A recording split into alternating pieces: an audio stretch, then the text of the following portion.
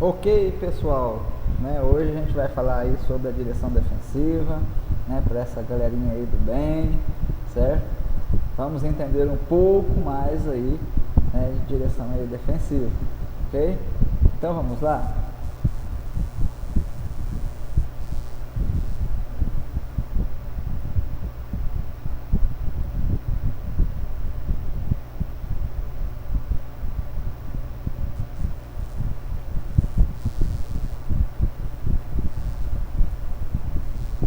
Na hora da gente falar de um assunto sério, de um assunto importante, porque no início do ano, as chuvas em Angra dos Reis, no estado do Rio, mataram 52 pessoas. Foi uma tragédia que comoveu o país, que inclusive nós mostramos aqui domingo passado no Fantástico. Né? Mas existe outra tragédia que parece invisível, mas que mata o dobro de brasileiros a cada dia. São pelo menos 100 pessoas que morrem diariamente nas ruas e estradas do país em acidentes de trânsito.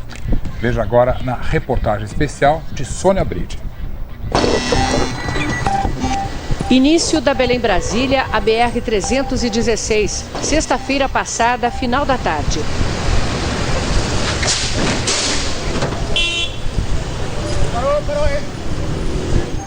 Este trecho de 20 quilômetros da região metropolitana de Belém é o que mais mata no país, segundo a Polícia Rodoviária Federal. Nas 4 horas em que o Fantástico acompanhou o trabalho dos policiais aqui em Belém, aconteceram 10 acidentes. Não vai dar para a gente conseguir chegar no acidente que nós estávamos indo, porque nós já temos outro aqui.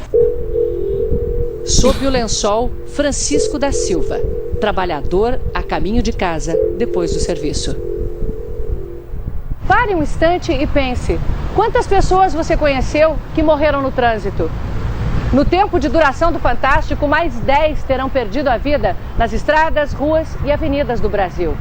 São no mínimo 4 por hora, 100 por dia. O Denatran, o Departamento Nacional de Trânsito, estima que foram 32.465 mortos em 2008.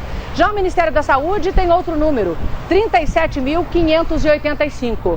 Mas essa soma pode ser ainda maior.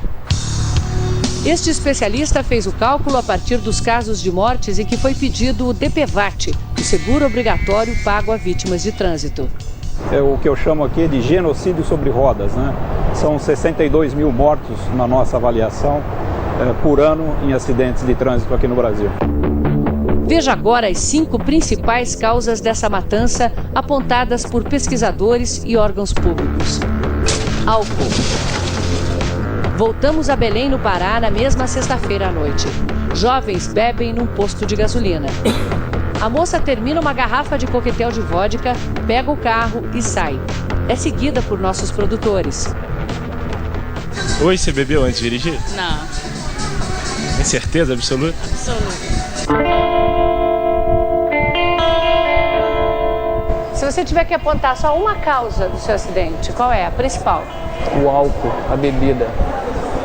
O motorista estava embriagado? Estava. Há 5 anos, Orlando tenta retomar a vida com a coluna lesionada. Você ficou muito tempo no hospital? 3 meses e 11 dias. Essa cirurgia que eu fiz, ela custou R$47 mil. Tratar feridos é apenas uma parte do custo de 28 bilhões de reais por ano que o país tem por causa da violência no trânsito. E o seu amigo que estava dirigindo o carro, ele continua bebendo? Continua. Bebendo e dirigindo? Continua bebendo e dirigindo. E qual a profissão dele? Carreteiro. Motorista de caminhão? Motorista de caminhão. 1 ano e meio depois de entrar em vigor, a Lei Seca produziu resultados fortes no Rio de Janeiro, onde a fiscalização é constante. Em 2009, o número de mortos e feridos no trânsito do Rio caiu quase 30%. Foram 3.700 vítimas a menos. Cansaço. E é muito comum, num feriado prolongado, por exemplo, a gente ver a pessoa passou o dia inteiro trabalhando, chega em casa, junta a família, ela já está esgotada, bota toda a tralha dentro do carro e depois vai pegar horas de trânsito. Então as consequências vão aparecer. Fora aqueles que trabalham na estrada, que vivem sob um regime de escravidão. A pedido do Fantástico, Silvério Garbuio, do Instituto do Sono de São Paulo, avaliou os caminhoneiros. E quando você descansa, quanto tempo mais ou menos você para descansar? Umas 2 horas, 2 horas e pouco. E aí quando volta a dirigir, quanto tempo fica dirigindo? Tem vez 17 horas, 18 horas. Sem parar? Sem parar. Você veio do Mato Grosso? Vim do Mato Grosso do Sul. Quantas horas de viagem? Mais ou menos 19 horas. Direto? Direto. Como é que é a qualidade do seu sono? É deitar e dormir e só acordar no... Eu quebro tudo no murro, no soco, como é que fala? Pesadelo. Ah, é? Essa noite mesmo eu acordei, deitado, tava beirando a pista lá, acordei, barulho de caminhão danado, eu pensei que o caminhão tava descendo uma ladeira. Nossa senhora. Pulei, agarrei esse caminhão no freio, rapaz. Quando eu acordei, tava agarrado no volante, você acha? Sorte de Deus pra olhar mesmo. Desrespeito à sinalização e imprudência. Em São Paulo, o Fantástico pegou uma carona com o piloto César Urgnani e com José Aurélio Ramalho, especialista do Centro de Experimentação e Segurança Viária. Se você olhar aquele carro ali na frente, ele tá vindo na contramão para querer atravessar aqui, ó. Tá vendo ali, ó? Olha só. Quando na verdade ele teria que ter continuado nessa via, procurado um retorno para poder entrar. Dirigindo com o carro com uma mão só, a mão direita está aqui sobre o volante, ou seja, se ele precisar fazer um desvio de emergência, ele vai perder o carro de controle. A posição correta é as duas mãos aqui. Observa essa motocicleta, ele está sem a seta do lado direito. Quem provoca a morte, o acidente com morte, em regra, é a imprudência do motorista. 4% apenas das mortes que acontecem no país em rodovias federais aconteceram em estradas esburacadas. 96% das mortes acontecem em pista com trecho bom. O Fantástico fez um teste com o radar móvel para mostrar como os motoristas são imprudentes quando acham que não estão sendo vigiados. Nesta avenida, na zona oeste do Rio, os carros reduzem a velocidade, alguns até em cima da hora, quando se aproximam do radar fixo. Agora posicionamos o nosso radar 500 metros adiante. Passado o risco de multa, olha o que acontece. Ele acelera mais ainda, que é para compensar aquele período que ele perdeu, aquele espaço de tempo que ele diminuiu a velocidade e causando mais risco de acidentes na frente. Em maio do ano passado, um deputado estadual foi o responsável pela morte de 2 rapazes. Fernando Carli Filho dirigia embriagado de madrugada num bairro de Curitiba. Avançou o sinal a 170 km por hora e bateu no carro que conduzia os jovens. Carli Filho tinha perdido o direito de dirigir por causa de 30 infrações, 23 delas por excesso de velocidade. O deputado foi indiciado por duplo homicídio. O julgamento está marcado para o mês que vem e ele aguarda o julgamento em liberdade. Impunidade e falta de fiscalização. Ela, quando tinha 9 anos, ela escreveu o seguinte: eu amo a vida. A vida dela terminou aos 15 anos. A saudade não diminui, mas este pai pode afirmar. No caso da Juliana, eu posso dizer com certeza, houve justiça, não houve impunidade. Juliana foi morta aqui, numa via expressa em Florianópolis. O carro no qual ela estava com o namorado foi atingido por outro que disputava um racha. O principal fator responsável pela condenação neste caso foi a mobilização popular, a participação da população em atos públicos, mostrando a indignação e também exigindo a punição dos culpados. Levados a júri popular, os 2 rapazes foram os primeiros na história do Brasil a ir para a cadeia, condenados por crime de trânsito. Punir é uma forma de educar. No trânsito, nós temos que punir para educar. Mas cadeia para criminosos do trânsito ainda é rara no Brasil. É recurso, mais recurso, ficam 5 anos no processo e quando vai a julgamento, aí você tem que pagar 100 cestas básicas. Matou 5 pessoas numa família, paga 100 cestas básicas e está aí solto, né? A morte de Juliana levou à instalação de 9 radares fixos, os chamados pardais, ao longo de 8 quilômetros da avenida. Antes da instalação, nós tínhamos aqui, para cada 10 mil veículos que circulavam, nós tínhamos 2.000 infrações de avanço de sinal vermelho ou de excesso de velocidade. Hoje essa estatística caiu para 3 em cada 10 mil. E o número de mortes caiu 90%. 45 vidas em 10 anos foram salvas aqui por esse sistema na beira-mar. Também em Santa Catarina, um exemplo contrário. Uma lei mandou tirar os radares das rodovias estaduais por entender que os pardais eram uma indústria de multas. nós tínhamos reduzido em 72% as mortes. Com a retirada deles, tivemos um absurdo aumento de mais de 50% nas mortes. Nos 3.800 quilômetros de rodovias estaduais de Santa Catarina, havia apenas 20 pardais. Mas eles conseguiram reduzir em 70% o número de mortos, justamente porque estavam nos trechos mais perigosos. Agora, eles até podem ser substituídos pelos radares portáteis, como este aqui. Só que para a operação do radar é preciso mobilizar pelo menos 5 policiais. 24 horas por dia, dá 15 policiais, vezes 20, 300. E isso é 60% de todo o efetivo da Polícia Rodoviária Estadual. No Japão, o índice de mortes por 100 mil habitantes é de 4,72. Na Alemanha, 5,45. França, quase 7. Itália, 8,68. Nos Estados Unidos, o índice passa de 12. No Brasil, salta para 17. Os números em outros países nem sempre foram bons. As melhoras foram conquistadas. Nos últimos 6 anos, o número de mortos nas rodovias italianas caiu 46%. Na França, diminuiu 44%. Na Itália, foram espalhadas câmeras especiais que medem a velocidade média dos carros e colocado muito asfalto anti-chuva que evita a derrapagem. Na França, além das câmeras convencionais que flagram o excesso de velocidade, foi feita uma grande campanha de conscientização. Nos 2 países, o limite de velocidade é de 130 km por hora. Um dado espantoso vem da Alemanha. O número de mortos em 2009 nas estradas foi o mais baixo desde 1950. E isso num país que não tem limite de velocidade em 45% das rodovias. As razões são a excelente qualidade das pistas e o extremo respeito dos alemães pela sinalização. Este é um bairro boêmio de Tóquio. Todas as noites, principalmente depois da meia-noite, há muito movimento por aqui. As pessoas saindo dos bares, as ruas lotadas. Mas repare, praticamente só tem táxis. Os japoneses bebem, mas não se arriscam a dirigir. É que as leis aqui são extremamente rigorosas. Quem dirigir depois de alguns goles pode pegar 5 anos de cadeia. Os acompanhantes, 3 anos de prisão. Resultado, as mortes no trânsito no Japão caem há 9 anos seguidos. Em 2009, morreu mais gente andando de bicicleta no Japão do que em acidentes com motoristas bêbados. Entre os países desenvolvidos, os Estados Unidos têm um dos índices per capita mais altos de mortes nas estradas.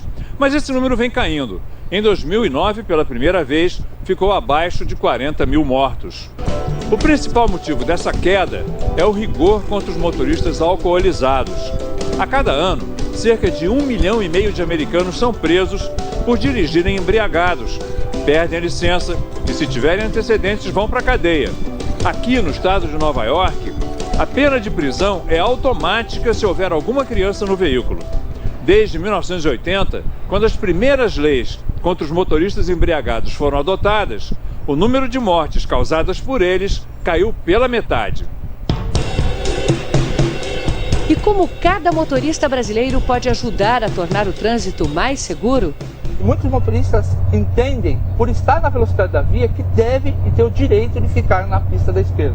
Por mais que o que vem atrás esteja numa velocidade acima da via, você deve ceder a via para que ele promova a ultrapassagem.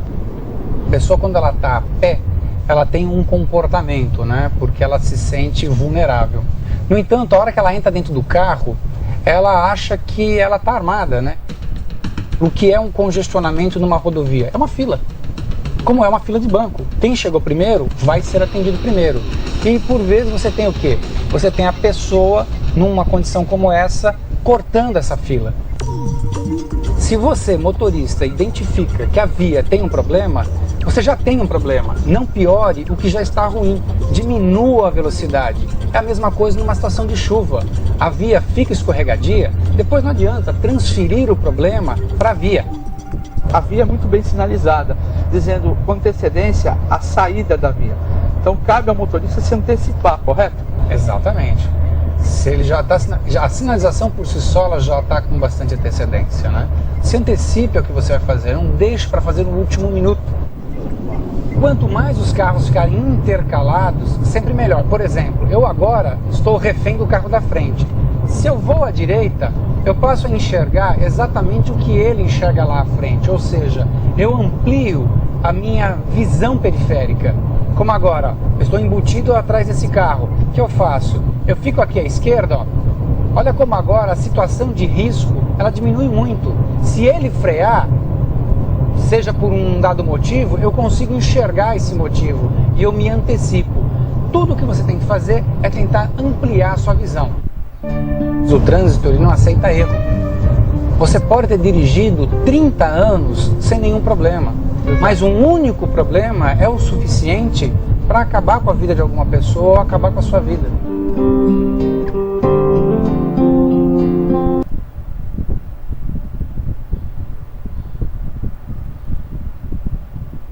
É isso aí, né, gente? Então, vimos um vídeo só para dar uma explanada, né, de como que podemos fazer aí para diminuir, né, os acidentes, né, ficar mais atento na direção defensiva. Então vamos aí conhecer o conceito. O que é uma direção defensiva, tá? Direção defensiva nada mais é do que conduzir o veículo, reduzindo aí as possibilidades de se envolver em acidente e evitar danos às pessoas e ao meio ambiente. Então, bem simples, né? O conceito aí de direção defensiva, ok? Direção defensiva também é dirigir aí antecipando as nossas ações. Então, prevendo a situação de risco para evitar acidente, ok?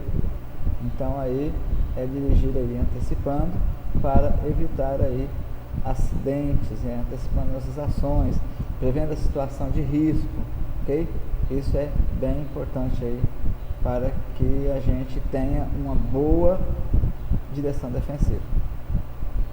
O motorista defensivo, ele dirige sem acidente, ele dirige sem infrações, ele dirige sem forçar o veículo e ele dirige com cortesia também e respeito no trânsito, certo? Então vamos lá. Rodovia, né, é uma situação de risco, tá? E a principal forma de situação de risco é nas ultrapassagens. Então, cuidado, né? Então, devemos aí manter uma direção defensiva nas ultrapassagens, sabendo fazer aí uma boa ultrapassagem. Vamos lá? Então, na direção defensiva, não importa quem é o culpado, mas sim quem poderia ter evitado o acidente, certo? Grandes metrópoles, né? Então, movimento intenso, tráfego de veículos aí maior, né? Então, risco de acidente aí maior também. Então, eu tenho que ter uma boa direção defensiva, ok? Para não envolver com acidente. Quem quer envolver com acidente, né? Perde tempo, tem que aí chamar a polícia, tem que fazer boletim de ocorrência, né? Tem que guinchar o veículo para ir para a oficina, tem que acionar aí o seguro. Não é legal, tá? Então vamos evitar aí os acidentes, ok? E os veículos maiores são responsáveis pela segurança dos veículos menores. Isso cai na sua prova, isso tem que ter aí, né, o conhecimento, ok? Os motorizados pelos não motorizados. Então estamos falando aí de direção, né, defensiva básica, tá? E todos os condutores são responsáveis pela segurança aí dos pedestres. Está lá no artigo 29 do Código de Trânsito Brasileiro, ok? Eu tenho os 10 mandamentos aí do motorista defensivo. Então vamos ver cada um deles. O primeiro é conhecer as leis de trânsito e obedecer à sinalização. Segundo, usar sempre o cinto de segurança, tá? O cinto de segurança é um fator que preserva a vida, ok? Terceiro, conhecer o veículo que está dirigindo e saber comandá-lo. Quarto, manter aí o veículo em boas condições de uso. O quinto mandamento aí do motorista defensivo, ele prevê, né, a possibilidade de acidente e ser capaz aí de evitar, né, o acidente. Isso é importante. Sexto mandamento aí do motorista, decidir com rapidez e inteligência nas situações aí de perigo. Sétimo mandamento aí do motorista, não aceitar desafios e provocações no trânsito, ok? Parou num cruzamento, tem um veículo do lado, faz rum rum, e você faz rum rum, aceitou, né, a provocação, ok? Então não devemos fazer isso, certo? Não dirigir cansado ou sob efeito de bebida alcoólica ou drogas, né? Drogas, bebida alcoólica interfere, né, na coordenação motora do indivíduo, tá? E coordenação psicológica também, ok? Vamos lá. Nono mandamento, né? Ver e ser visto, importante, né? Não abusar aí da autoconfiança. Ah, comigo não aconteceu nada, eu dirijo há tanto tempo. Ah, ótimo. Mas cada ida, cada volta são situações diferentes, ok? Então devemos aí, né? Mesmo que não aconteceu nenhum acidente, ok, né? Bom demais, mas temos aí que sempre ficar com o pé atrás, né? Não devemos ter autoconfiança, ok? O tipo de direção defensiva. Os tipos são, primeiro, preventiva e a segunda, corretiva. Vamos lá, então?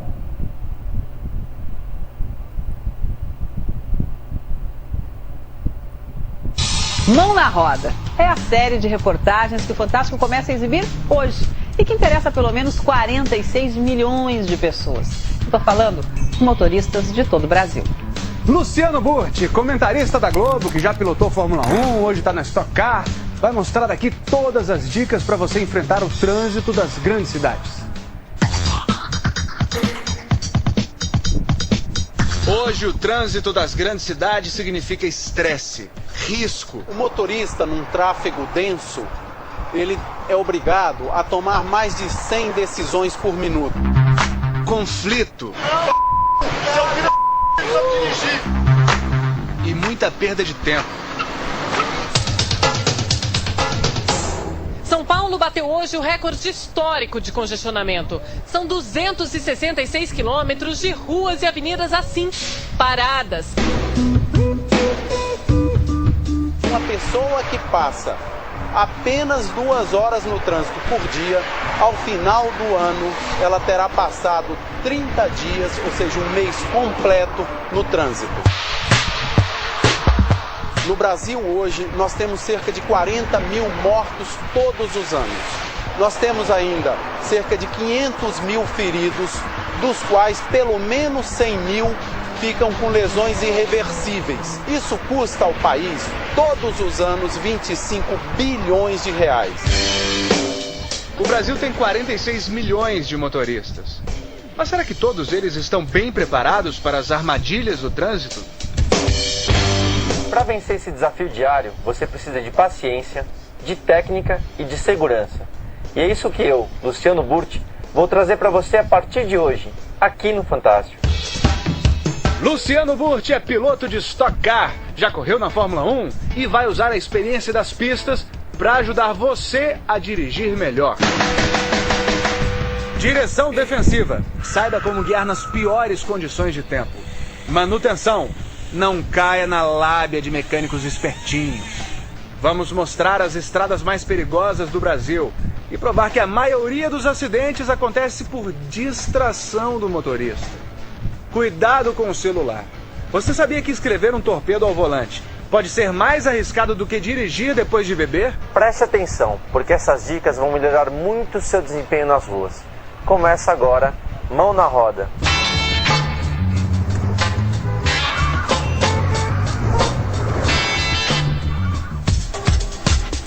Imprudência. Veja o que esse motorista faz. Ele atravessa a estrada, o canteiro central e invade a pista no sentido contrário. Atitudes assim podem terminar em acidentes graves. A gente continua formando motoristas sem capacidade, muitas vezes irresponsáveis. O desrespeito às leis pode ser flagrado em qualquer esquina. Passamos 1 hora neste cruzamento de São Paulo. A placa tá lá, conversão proibida, aqui não pode virar à esquerda. Mas olha quantas pessoas fizeram a manobra. Mais de 20. A senhora está sem cinto e acabou de fazer uma conversão proibida. A senhora sabia? Eu sei que é proibida, mas acontece que eu ia pôr gasolina, mas não vou pôr mais, porque agora que eu vi que já é mais de meio-dia. O Mão na Roda propõe um teste. A pressa no trânsito é boa para o seu bolso? Hoje eu vou simular a maneira de dirigir de 2 motoristas completamente diferentes. O primeiro é aquele motorista tranquilo, que respeita as regras.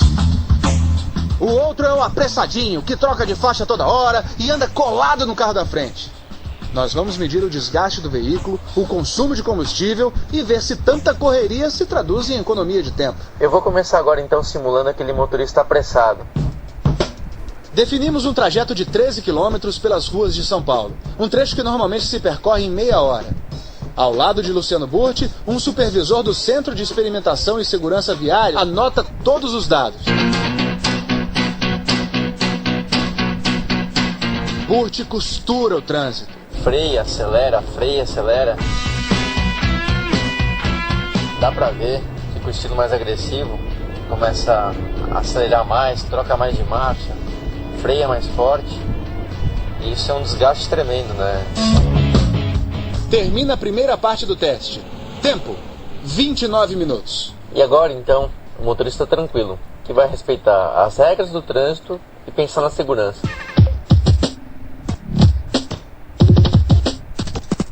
E quando eu falo com segurança e não ter pressa, não quer dizer que eu estou andando que nem tartaruga, não. Eu estou respeitando o limite de velocidade. Agora veja a comparação. Na forma agressiva, Burti trocou de marcha 85 vezes. Na forma segura, 65. Um desgaste do câmbio 31% maior. Agora, olha só a frenagem, Burti. Você precisou fazer 3 vezes mais frenagens na forma agressiva. Freadas do Burti tranquilo, 23. Freadas do Burti apressado, 66. Assim a pastilha de freio acaba rapidinho. E tudo isso por uma economia de tempo insignificante. No papel de ansioso, Burti chegou apenas 3 minutos na frente. Só 3 minutos. E o consumo de combustível? O motorista impaciente paga muito mais. O consumo, ele aumentou 20% da forma agressiva. Uma pessoa que gastasse R$100 por semana, no final do mês estaria gastando 480 contra 400 do estilo seguro. A forma mais calma, além de muito mais segura, é também muito mais econômica, muito mais do que imaginava, inclusive. Não vale a pena forçar o carro. É ruim para o seu orçamento e para a sua segurança. Pense nisso a caminho do trabalho amanhã.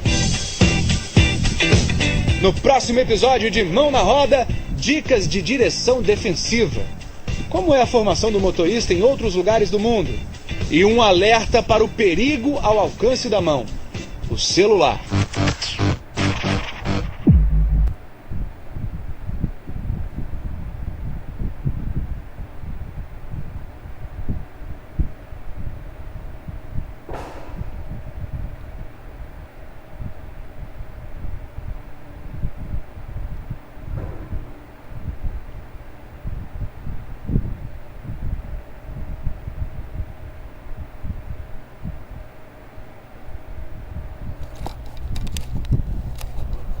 Então, gente, a direção aí preventiva é uma atitude aí de observar, de prever e decidir aí corretamente no trânsito, ok?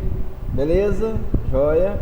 Então aí a direção preventiva é essa atitude de observar, prever e decidir corretamente no trânsito, ok?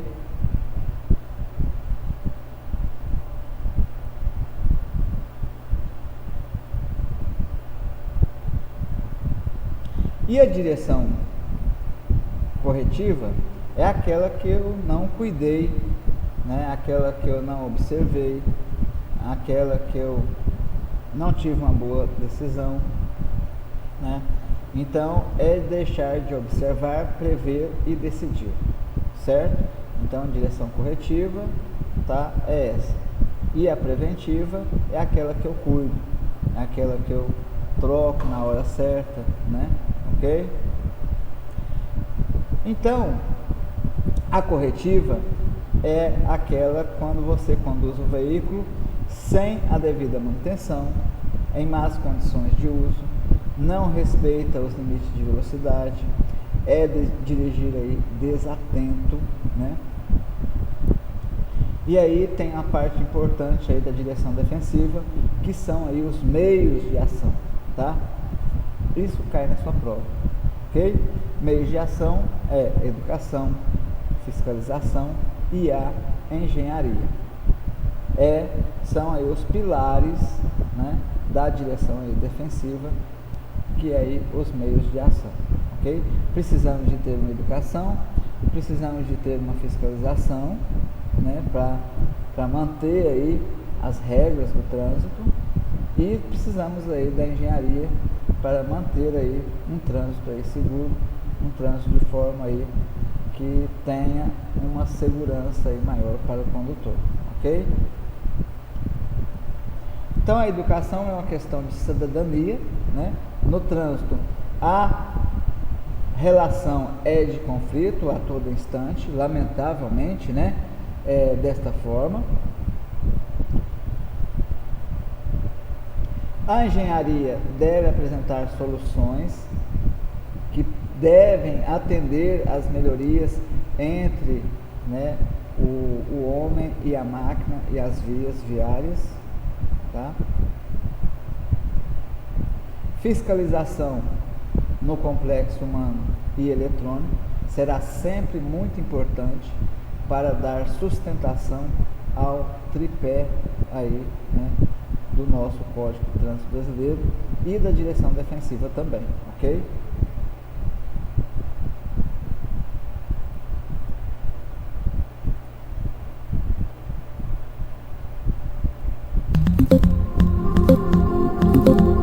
A Superintendência de Engenharia de Tráfego, SET, em sua estrutura organizacional, conta com 6 gerências. Dentre estas, a GETRAN, Gerência de Trânsito.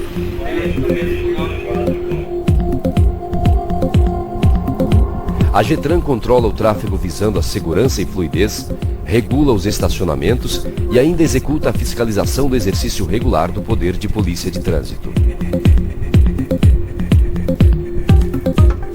Em 1998, cria-se o cargo de Agente de Fiscalização de Transporte e Trânsito, cujas atividades visam orientar, fiscalizar, aplicar medidas administrativas e autuar por infrações ocorridas no perímetro do município de Salvador. A partir do ano 2000, foram incorporadas aos serviços da GETRAN 600 agentes, com a finalidade principal de atuarem na fiscalização do sistema viário. Pelo menos 70% da sociedade já está compreendendo os nossos serviços e estamos aí nessa tarefa árdua que é fazer o trânsito de Salvador fluir. Estou muito satisfeito, era justamente isso que eu esperava. Para mim é uma coisa que eu não tenho nem como dizer o tamanho da satisfação que eu tenho em ser registrando o maior orgulho. Atualmente, a SET tem em seu quadro de servidores 679 agentes de trânsito.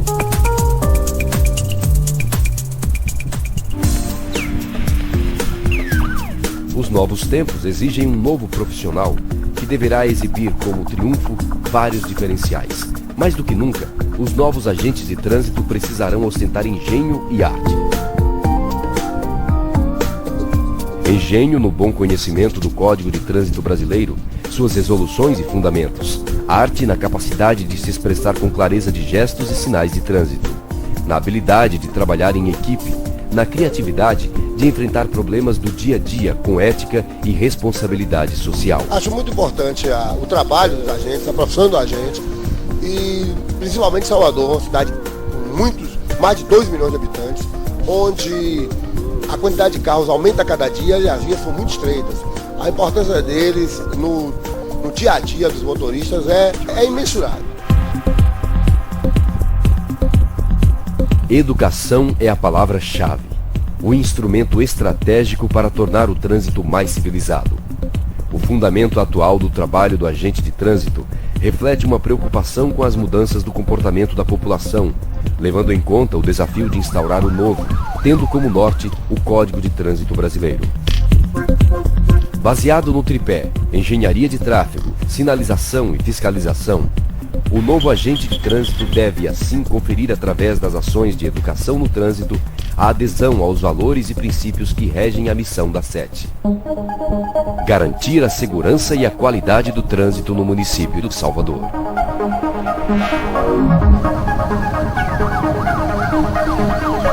Nesse processo, os agentes de trânsito têm papel fundamental na medida em que conseguem, através de sua prática, reduzir o número de acidentes. Um exercício pleno de cidadania.